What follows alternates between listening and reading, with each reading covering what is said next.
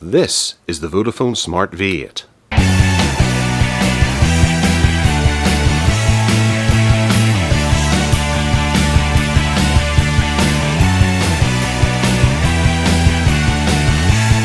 So this is the Vodafone Smart V8. It's a phone that's just coming out pretty much today. It's just been announced, and it's one of Vodafone's kind of cheaper but still flagshipy kind of flagship devices.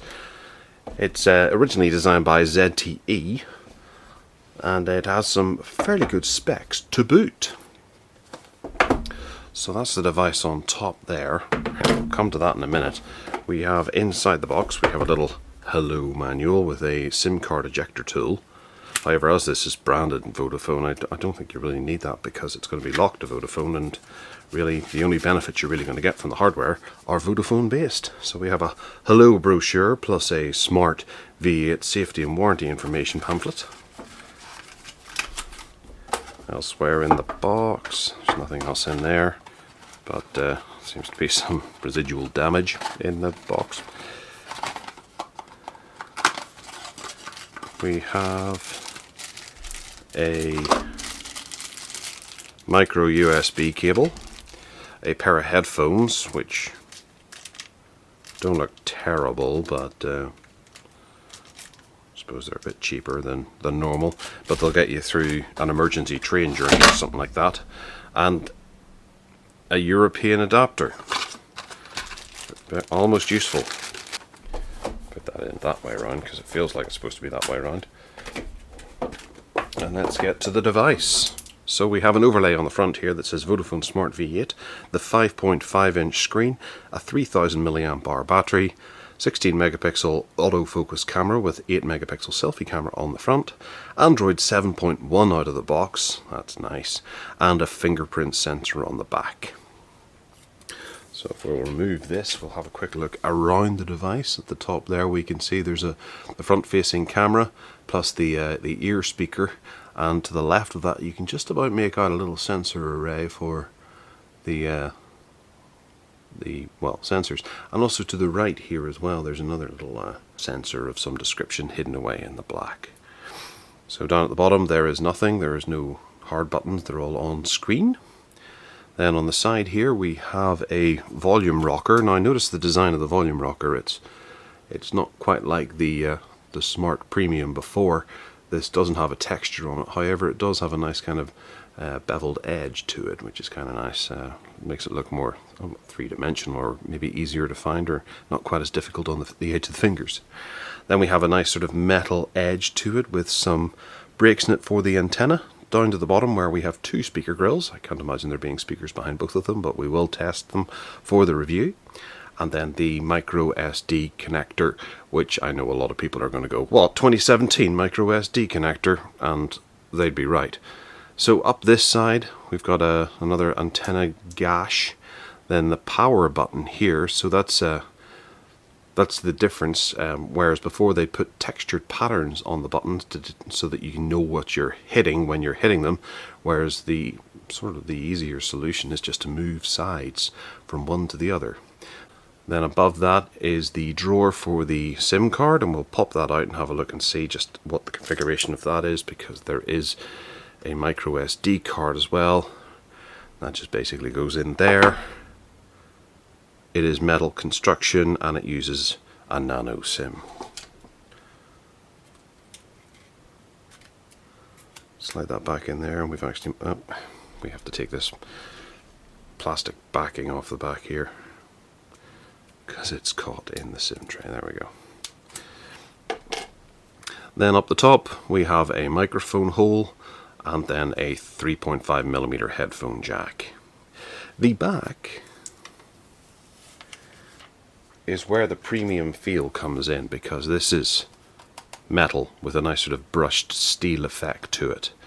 And we have the 16 megapixel shooter, the fingerprint scanner in a very obvious place, and an LED flash beside it. That appears to be dual. Yep, it's a dual LED flash, and designed by Vodafone, built by ZTE, and then these bits are plastic as well for the antennas in behind them. quite nicely done, to be honest. It's a beautiful feeling device. It's not terribly heavy. It merely has a 3000 milliamp hour battery inside it, but that's fine for us right now. And we'll get into it and have a look. Okay, and we're logged in, setting up the Vodafone front end of Android. And we get to sign in with our Google. There we go, and our two-step authentication.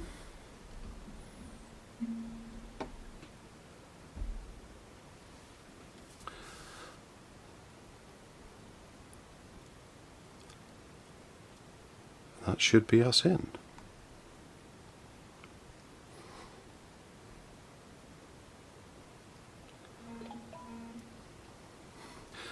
Okay, so we need to set up our fingerprint reader. And we're being notified by all our other Android devices that we've signed into another Android device.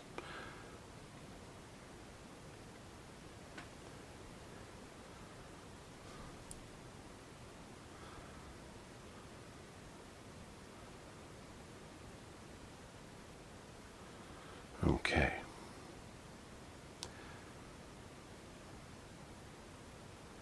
Keep everything on as default.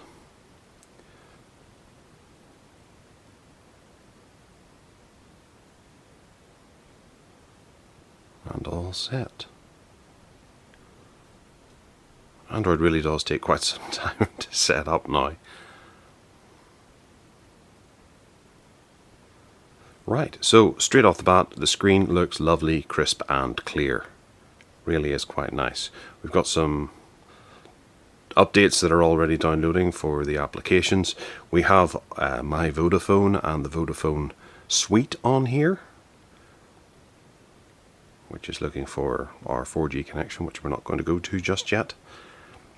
Elsewhere on the device we have accessories, Android Wear installed by default, calculator, calendar, cardboard cardboard camera, the Call Plus application.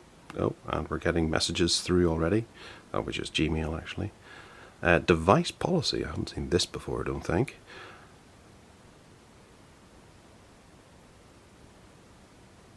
Okay, Google Apps for Business, interesting. Duo's installed there. Fit, an actual gallery application, that's kind of cool. I'll have a quick look at it just to see what it's like. See if it's just standard. Well, we'll take some pictures and then have a look at them through that in a second. Google Plus, Keep, that's nice. Message Plus, My Vodafone, Vodafone Music that appears to be. Provides an inbuilt music player. Private Space.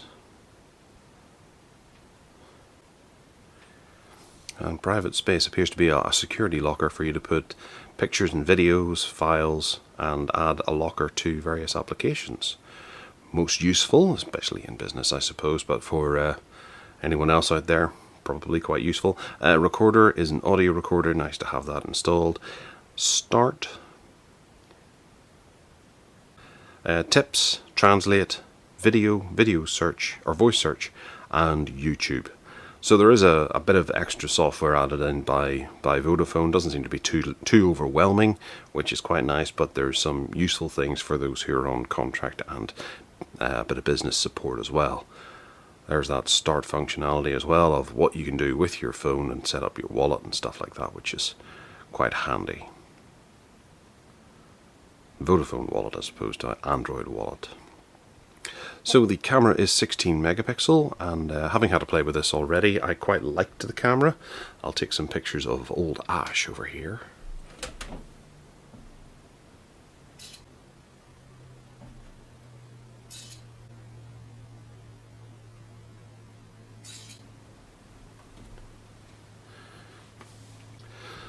And then of course we'll have a quick look at them in the gallery to see how they're displayed. We have today, which we have 3 pictures that we took. The pictures themselves are not, they're a little bit, there's a bit of grain there and things like that, but wouldn't say it's terrible by any stretch of the imagination. does pick out a lot of detail and things like that. I can see fragments of dust and stuff like that, but then there is, in just the greys to whites, I can see quite a bit of grain. But it's a perfectly serviceable camera for the amount of money that you're paying here. It's certainly not Samsung Galaxy S8 or LG G6 quality, but it's better than you would expect. So what we're going to do is we're going to run away with this and have a wee review of it, and we'll have that up in the next 2 weeks on techaddicts.uk. Hit the subscribe button down below and turn on any notifications you fancy. Leave any comments or ask any questions in the comments below, and I'll be sure to address them by the time of the review going live. Give me a thumbs up, and other than that, take care.